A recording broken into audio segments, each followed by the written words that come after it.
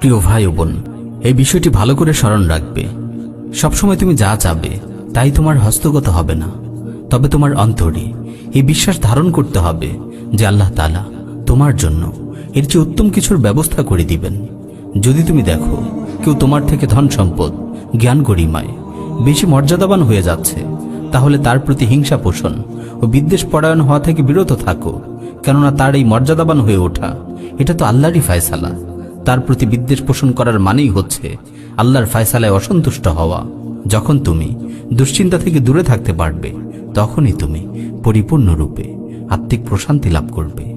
আর যখন তুমি সর্বদা হাস্যোজ্জ্বল থাকবে, তখন তোমাকে দেখে অন্যরাও অনুপ্রাণিত হবে। তাই সর্বাবস্থায় সকল দুঃখ কষ্টের মাঝেও এসো আল্লাহর শুকরিয়া আদায় করি, আলহামদুলিল্লাহ। পরিস্থিতি যতই প্রতিকূল হোক না কেন, তোমার অন্তর থেকে নেক নিয়াতগুলো যেন দূরীভূত না হয়ে যায়। কেননা মানুষেরা তো তাদের নিয়াত অনুযায়ী রিজিক প্রাপ্ত হয়।